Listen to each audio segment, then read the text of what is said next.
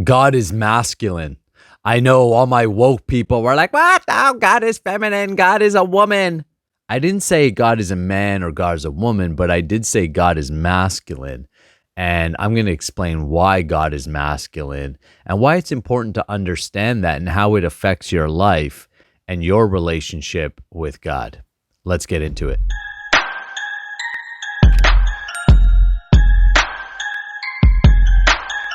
Hi, my name is Nakula Das, and I help men master their S3X energy so you can become a powerhouse both in and outside the bedroom and ultimately unleash your destiny. And specifically in this video, we're going to be talking about how you connect with God in a deeper way and why God is masculine. Go to the description in the links below and take the free S3X transmutation guide. This is a place where you can get started to learning how to transform your S3X energy into a spiritual energy. And this practice has been done for thousands and thousands of years. And that's why every single religious tradition around the world speaks about some discipline, some control, some higher use for your S3X energy. And that's why we're discouraging the use of pornography, the masturbation, these types of activity, which ultimately drain you and disconnect you with God. And it disconnects you with God because God is a spiritual energy. He is a spiritual God. He is beyond the physical senses. That's why we can't perceive him. Now, in this world, we have masculine and feminine energy. And masculine and feminine energy run through us all. And why I'm saying God is masculine, because at a higher level, at a highest principle, we are all receivers of God's blessings or mercy. Everything that you have in your life, you've received. You received a body, you received parents, you received the wealth that you have, you've received the friends or the family that you have. We live in this world where we think, I've done it all. I have created this and I've created that. One of my mentors said, we stand on the backs of giants. We stand on the backs of our teachers, our mentors, our families. Nobody has created anything by themselves. That is an illusion. Think about it. I know in my own life, I have had such great mentors come into my life who have inspired me to develop a relationship with God, who have taught me business skills, who have taught me leadership skills, who have helped me develop as a man and a person. I've had some people in my life come and teach me hard lessons about my personal character and integrity and where that needs to be straightened out, about where my heart is still needs to be worked on to be more empathetic, more compassionate. I've had situations in my life and eras in my life where I have moved away from my mentors, my teachers, and any kind of spiritual realization. And those have been some of the toughest times in my life. The reason that God is masculine is because God plants the seed in us all. So here in the material world, as men, we get to play God a little bit. Not that we are God, but we get to be in the role of the masculine. We get to be the provider. We get to be the protector. We get to produce. We get to plant the seed. And the feminine receives that seed. Now, on the physical level, we can plant our seed into a woman, and that woman can then create a baby. We can plant our consciousness into the energy of the world. So who we are as men, the values we hold, the things that we engage in are like planting seeds in which the feminine, the material energy, then creates. On the spiritual level, me and you are souls. And we receive God's energy, the seed-giving energy, the life-giving energy. So in actuality, we are all in the feminine position. But don't mistake masculine and feminine to mean man and woman. This is where the woke culture has taken this teaching and kind of twisted it a bit. But that's how the deceiver, that's how the temptation, that's how the illusion works. You take solid principles, factual truth about who we are and what this world is, and you twist it a bit, slightly enough to confuse people. We are not the body. You are not the body. You are consciousness or soul. And you receive your consciousness and you receive all the gifts in your life from the seed-giving Father, in which we call God or Christ or Allah or Krishna or Jehovah, or the millions and innumerable names that God has. You see, every tradition teaches this one principle. There's a few principles that are unifying all traditions, but this one principle is found, that God is reached through his name. In the Vedic books of knowledge, there are mantras like the Hare Krishna mantra, the Maha mantra, where you recite or repeat the names of God. In the Our Father, it says, Our Father who art in heaven, hallowed be thy name. They give credit to the name of God.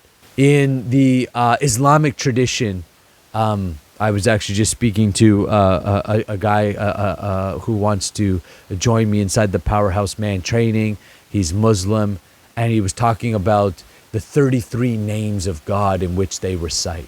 You see, all traditions refer to God through his name.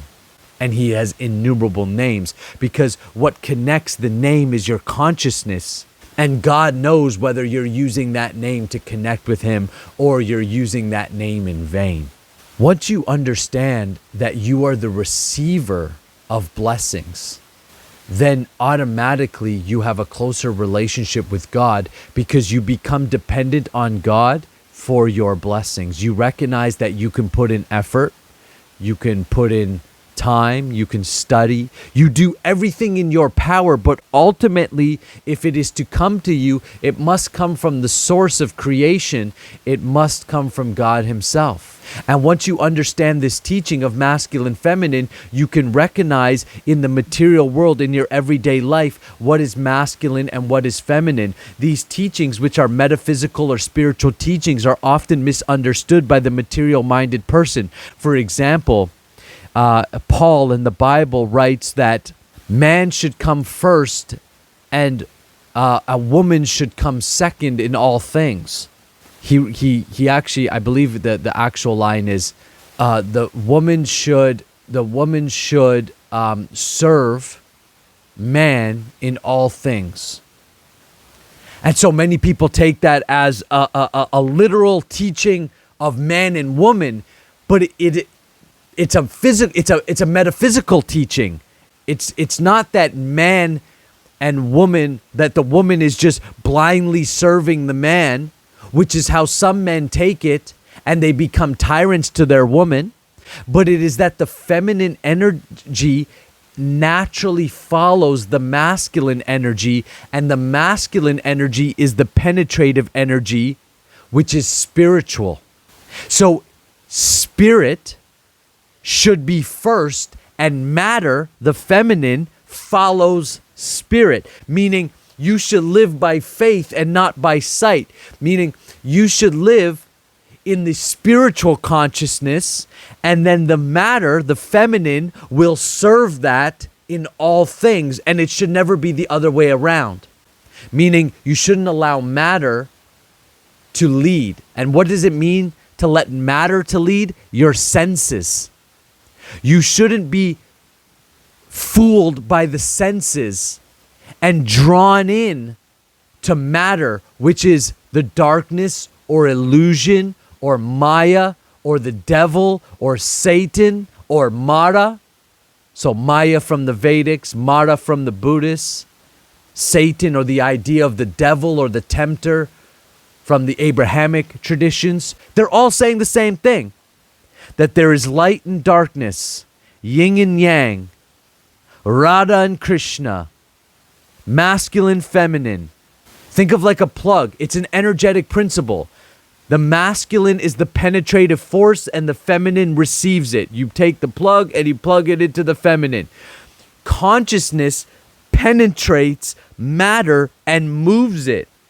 It says in the Veda that God, Vishnu, glances over the material nature and impregnates it with the souls, me and you, which then make matter move.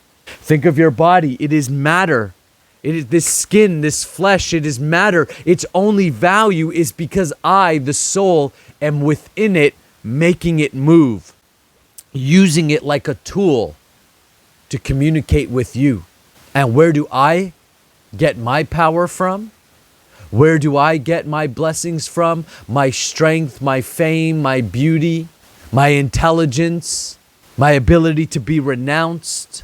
I must receive those qualities from something. I receive them from God because He is masculine.